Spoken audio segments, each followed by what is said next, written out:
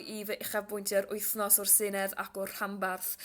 Nes i gwrdd â Cyfoeth Naturiol Cymru ar ddydd Llun yn fy ardal i drafod problemau llyfogydd mewn ardal Castell Nedd Talbot. Oedd e'n ddiddorol iawn i gael deall sut maen nhw'n rheoli data o ran deall llyfogydd a sut mae'r data hynny wedi gallu datblygu gyda sgiliau newydd sydd wedi datblygu yn ddiweddar, felly oedd e'n ddiddorol iawn cwrdd â nhw. Yn y pnawn wedyn nes i fynd i Abertawe ar gyfer siarad mewn digwyddiad i ddathlu menywod yng Nghymru.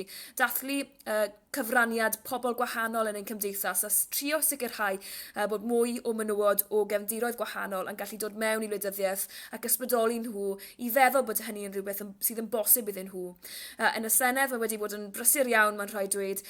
Nes i godi cwestiynau ynglyn â chyffuriau yng Nghastell Nedd Talbot a Abertawe, ynglyn â'r ffaith bod yna dwf mewn y defnydd o gyffuriau ar lawr gwlad, a sut ni'n gallu rhoi polisïau mwy radical yn ei le mwyn taclo'r problem hyn. Mae Arfon Jones, sef Comisiynydd Heddlu Gogledd Cymru, wedi gwneud lot o waith yn hynny o beth, a mae'n bwysig bod ni'n edrych ar ei gwaith a ceisio sicrhau bod ni'n gwella'r hyn sydd yn digwydd yma yng Nghymru o ran polisïau a strategaethau yn y bôn.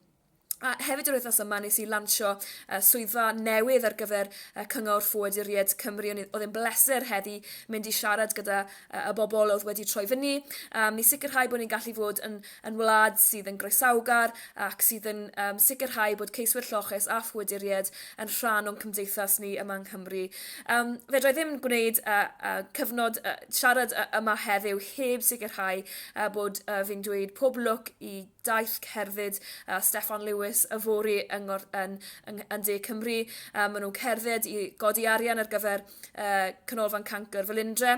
Yn anffodus fedra i ddim fod yno, ond fyddai yna mewn ysbryd. Fyddai ar daith cerdded fy hun yn y Banau Brycheiniog, ond pob lwc Steffan ac i bawb sydd yn cymryd rhan yn y daith cerdded hynny.